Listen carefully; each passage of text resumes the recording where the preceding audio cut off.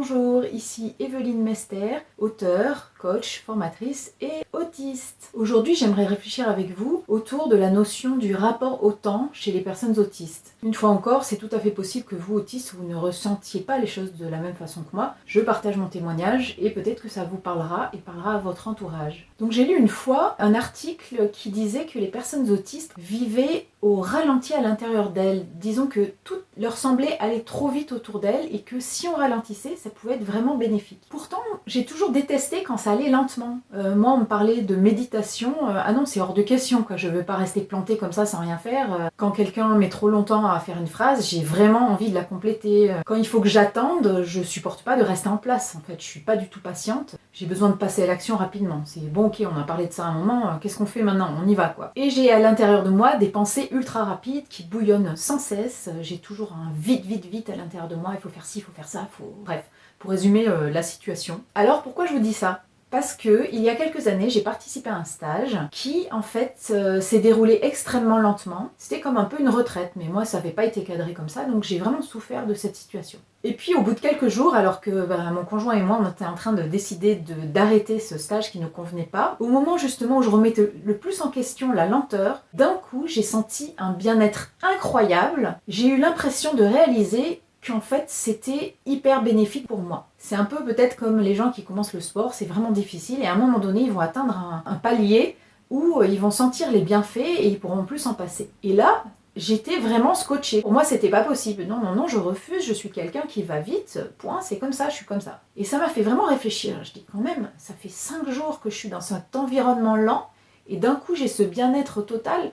Il y a peut-être bien un lien entre les deux. Et en fait, j'ai eu l'impression de découvrir en moi une zone que j'avais tendance à fuir. Ça a été un peu un déclic pour me dire, et si j'étais en train de pas assez m'écouter? Et si je me laissais berner par ce bouillonnement incessant que je ressens en moi? Et si finalement la lenteur était quelque chose qui soit bénéfique pour moi, pour ma vie? Et je me suis rendu compte qu'en fait, les moments où j'étais le mieux dans ma vie, c'est des moments où j'étais en sorte de contemplation. Des choses toutes bêtes, par exemple, quand j'étais ado, je restais dans ma chambre des heures, j'écoutais de la musique et je triais des papiers super lentement. Et je voyais pas le temps passer. Ça peut vous rappeler peut-être vos intérêts spécifiques dans lesquels vous êtes plongé et vous avez plus la notion du temps. D'un coup, vous vivez à votre propre rythme. Et vous pouvez passer une journée entière sur votre intérêt spécifique sans vous rendre compte que la Terre a tourné autour de vous. Et vous dites, mais non, c'est pas possible, c'est déjà le soir, moi j'aurais envie de continuer à creuser cet intérêt pendant toute la nuit, encore un jour, encore une nuit. Et c'est quelque chose, moi, qui me parle très souvent. J'ai l'impression que ma journée n'est pas assez longue sur 24 heures. C'est comme si j'avais un rythme beaucoup plus long, en fait. Je vois arriver le soir trop vite, je vois arriver le matin trop vite, je vois arriver les repas trop vite, les saisons passent trop vite. Tout passe trop vite, en fait. Et du coup, ça m'a vraiment permis de réfléchir à ce que j'avais lu sur cet article et me dire, en fait, c'est peut-être vrai, j'ai peut-être besoin de vivre au ralenti, à mon propre rythme, et tout autour de moi va trop vite. C'est un peu comme dans le film Nos voisins les hommes, je sais pas si vous l'avez vu, il y a un espèce d'écureuil qui est complètement hyperactif, donc il va à fond la caisse et tout le monde autour de lui semble aller à un rythme normal. Et à un moment donné, il y a une scène qui est filmée, entre guillemets, enfin réalisée, au ralenti, alors que lui, il va à un rythme normal. Donc il sifflote, il fait ses activités, et autour de lui, il voit les gens qui vont extrêmement lentement. Donc ça m'a fait penser à ça, cette espèce de décalage de perception. Bon voilà, là c'est l'inverse de ce dont je vous parlais juste avant. En tout cas, ce que j'ai remarqué, c'est que quand ça va trop vite pour moi, j'ai des tics nerveux. Donc je vous en parle souvent. Généralement, ça se manifeste sur le visage. Et j'ai beaucoup travaillé sur ça en coaching avec mon mari qui est coach. Et c'est lui qui a réussi à voir que, en fait, j'étais tout le temps dans l'urgence.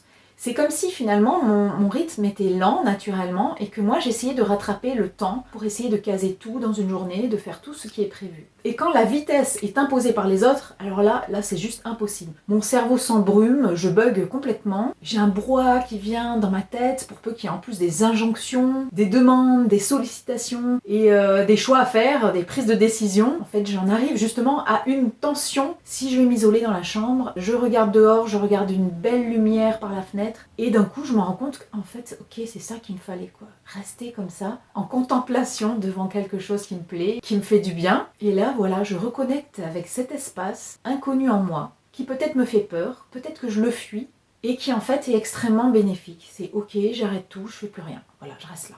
Il y a beaucoup de gens qui ont peur de ce vide, qui ont peur de l'arrêt des activités parce que peut-être leur cerveau va bouillonner et va penser. Moi j'ai l'impression que c'est l'inverse, et plus je suis en action, plus mon cerveau bouillonne. Justement, le fait de me poser et de m'arrêter, peut-être que c'est le fait de rajouter un stimulus intéressant pour moi. Je vous disais, regarder une lumière vive, j'aime beaucoup ça. Mais en tout cas, d'un coup, je sens que tout se pose, la tension se pose, et je me dis en fait c'est ça. Si j'avais pas de jugement extérieur, est-ce que j'aimerais pas passer ma journée entière, couchée sur le lit, à fixer la lumière et les arbres qui dansent? Est-ce que c'est pas ça en fait mon vrai rythme? J'ai passé mon temps en tant que maman au foyer pendant 20 ans à courir dans tous les sens, et c'était assez satisfaisant parce que j'étais fière de moi, je me disais j'arrive à tout caser dans une journée, waouh, super maman. Et pourtant je sentais des tensions internes. Donc ça m'a beaucoup questionnée sur le rythme que j'ai eu l'impression finalement de m'être fabriqué. Ce que j'ai découvert aussi, c'est que j'ai besoin d'immobilité. Je me rends compte qu'il y a toujours des gens autour de moi et que si jamais par hasard je suis seule, je vais me mettre au salon et me poser là et me dire « Oh punaise,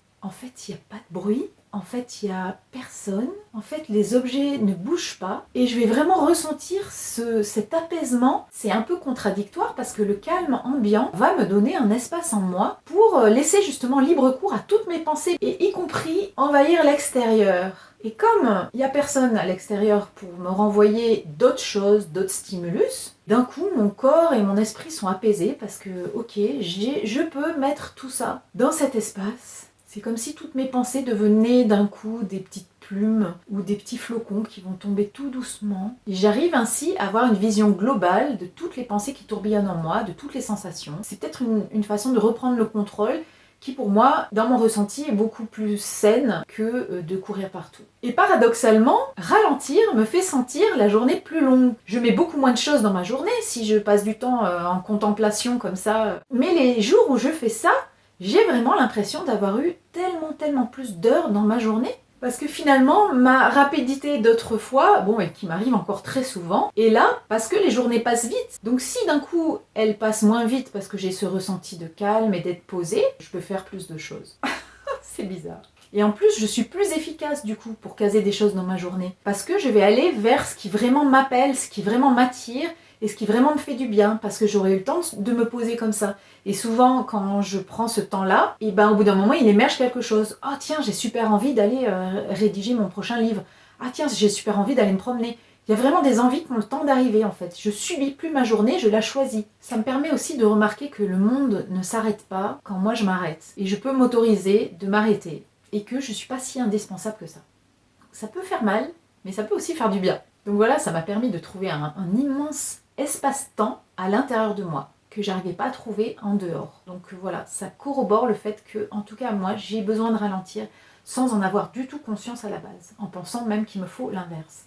Ça me rappelle du coup qu'à l'école, on me disait toujours que j'étais lente. Et là, quand je suis seule, par exemple, dans une journée, je sais que personne va juger la façon dont je vais passer à l'action sur quelque chose et que j'ai absolument tout mon temps. Et si je décide de ranger un placard, je peux y passer 5 jours si j'en ai envie. Et en fait, je m'imprègne de cette action qui, si je la fais en conscience et lentement, est extrêmement bénéfique pour moi. Alors ce qui est un peu problématique pour moi dans le rapport au temps, c'est que je suis diesel, donc, pour pas mal de choses. Par exemple, je vais décider qu'aujourd'hui je vais rédiger mon livre, et ben il va falloir que je papillonne, que je procrastine sur plein de choses. J'ai besoin vraiment d'avoir l'impression d'avoir tout trié avant, et enfin de pouvoir m'y mettre après. Et donc le problème, étant donné que la journée donc n'a que 24 heures, c'est que souvent je me mets à travailler très sérieusement vers 2h ou 3h du matin. Et là, je me dis, ah ben non, la journée est terminée, c'est maintenant que ça doit s'arrêter. La boucle infernale des journées qui reviennent sans arrêt, dormir à nouveau, manger à nouveau, s'habiller à nouveau. Donc, quand j'étais petite, je vivais dans un pays qui n'avait pas de saison. Je pense que ça me convenait bien. Mais vraiment, cet enchaînement perpétuel, j'ai l'impression d'être ballottée tout le temps. Mais voilà, j'ai fait le choix de travailler chez moi, à mon compte, donc ça me permet quand même de respecter une partie de ces besoins-là. Voilà, donc finalement, quand je ralentis, je fais le tri et je peux aussi noter sur un papier les choses que j'ai à faire. Ça met vraiment de l'ordre dans ma tête. Et ce que j'ai trouvé aussi comme solution pour moi, c'est d'anticiper beaucoup. Ça me permet d'avoir l'impression de maîtriser le temps. Voilà, par exemple, au lieu d'aller à un rendez-vous médical en courant, en regardant la montre, mon Dieu, je suis en retard, je vais vraiment réfléchir, anticiper un bon bout de temps pour me garer, pour trouver les lieux. Et vraiment, c'est quelque chose que je faisais pas avant, j'étais toujours en retard. Anticiper me permet de rattraper ce ressenti de retard. Je sais quand ça va arriver. j'ai le temps de le voir venir, donc c'est comme si ça ralentissait un petit peu. Voilà pour aujourd'hui, alors j'espère que ça vous a parlé, n'hésitez pas à me le dire dans les commentaires, à partager, à liker, et puis aussi à partager comment vous vivez les choses en tant qu'autiste. Voilà, à bientôt tout le monde!